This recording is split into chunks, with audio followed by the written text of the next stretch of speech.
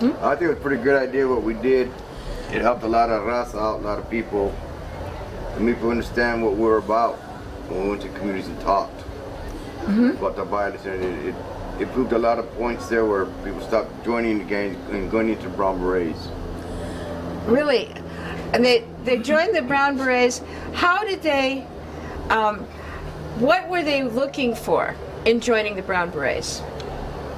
What were these young people looking for? Some were looking for identity, who they were, what they're about, and stuff like that. Let me first of all say that I did not join the Brown Berets in LA. I joined the Brown Berets in San Diego. I was 17 years old at that time, as a senior in high school. I saw the tremendous discrimination that as people of Mexican descent we were facing on a daily basis. Racism, discrimination had been institutionalized. It had become a part of the educational and the United States government system towards us. I saw that something needed to be done, but I didn't know what. Did you have some model for yourself? Did you have some hero figure? Did any of you have model or hero figures that you could follow, that gave you an idea of what you could become? Because you became a model figure for a lot of young people. Where did you get the idea? How did it come into your head that you could do and be more than what the society was pushing and telling you that you couldn't be? I think it was a lot of things. I think one of the reasons, a lot of us were college students at the time, and we were trying to expand our awareness, taking the classes in the colleges and universities, as well as looking for information, looking for a way out of the way things were in our community.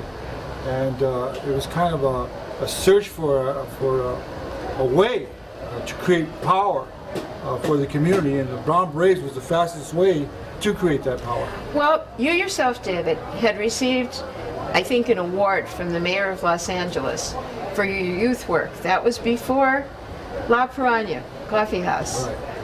And you must have had some idea of yourself as wanting, as somebody who could rise above the degradation that Mexican Americans were being imposed upon.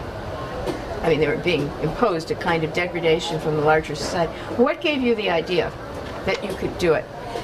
We've heard here you got the idea that it had to be done and you were going to do it.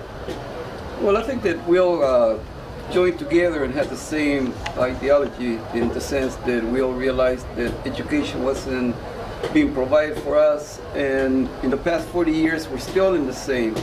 Now the illegal immigrants are considered the modern slaves. They're deporting families, they're separating families actually. Children are left behind born in the United States. The young lady that was arrested last Sunday, they criticized her because she didn't take her son. How are you going to take your children to a foreign country that they don't know or understand because their culture is not being educated to? Not only that, how can you take them when you don't have a home, you don't have any place to go except the church or people that come out and assist people like the lady that was deported? Well, that actually brings me to the next question. You've all alluded to having issues about the educational system. And what made you focus on the kind of action, the most dramatic kind of action that you took that turned you from Young Chicanos for Community Action into Brown Berets? Where did that idea come from? And I think where you know I'm leading is the issue of the school walkouts. How did you become inspired to do this? What was your I'll tell you, thinking? What happened was somebody gave me a blue beret as a gift. And I wore it for one day and I wasn't comfortable with it. So I went shopping around looking for a brown beret, and I found a brown beret and downtown, and I introduced the idea of calling the organization Brown Berets, and everybody accepted the idea, and that's how it started. And where did the La Causa signature come from? I think some of the Brown Berets got together one night and we drew it up. You did? Myself, Ralph Ramirez, Johnny Parsons. I think it was primarily Johnny Manuel Parsons. And what was it supposed to mean? What did you envision as the cause? What cause were you espousing when you put this medal, this signature on your beret? The cause for justice. The cause for justice. So that's where it boiled down. It came. All of these issues came to a search, and a struggle for justice.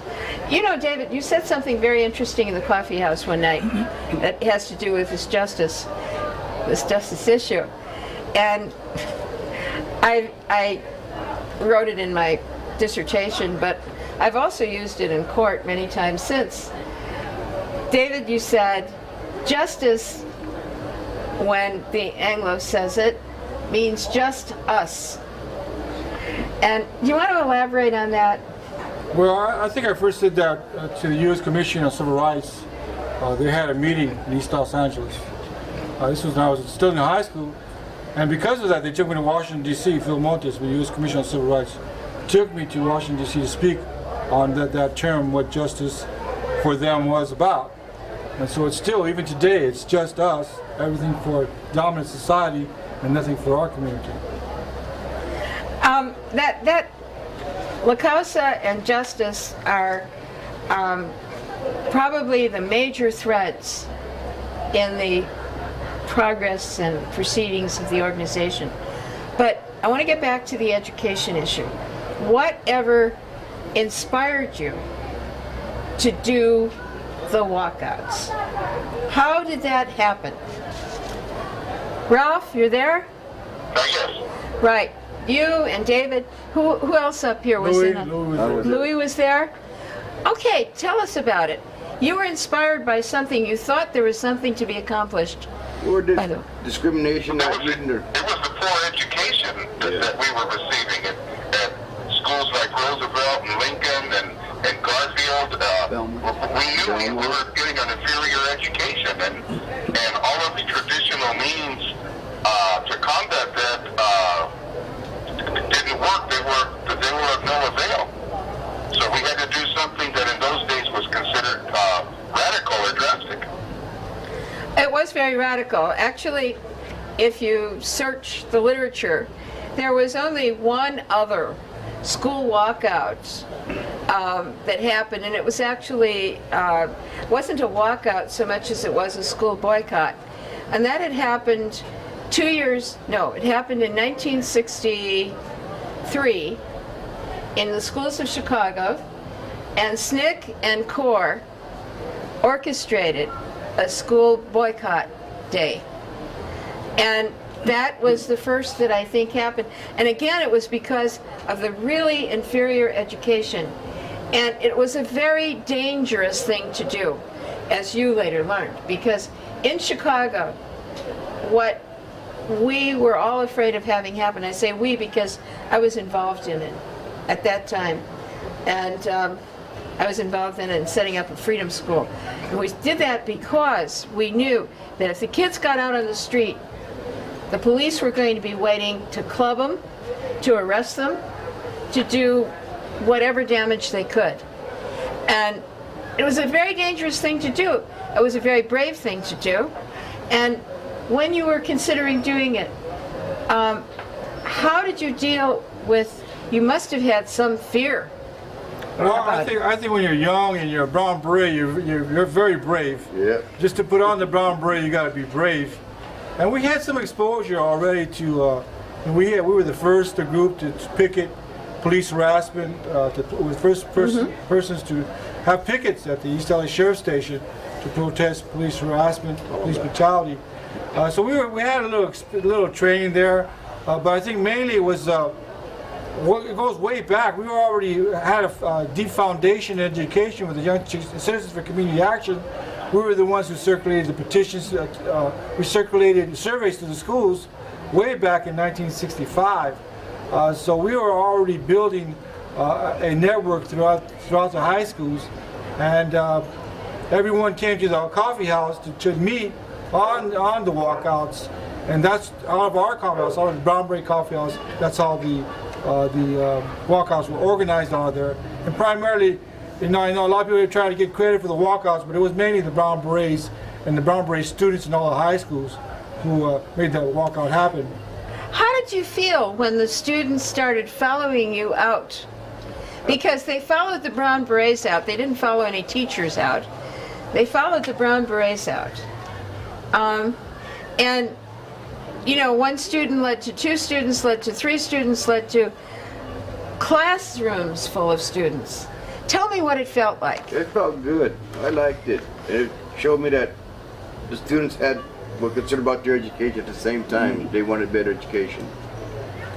The students cared about what was being done to them, and they recognized it. Yeah, they really didn't care. They just wanted themselves to be more educated, better than everybody else.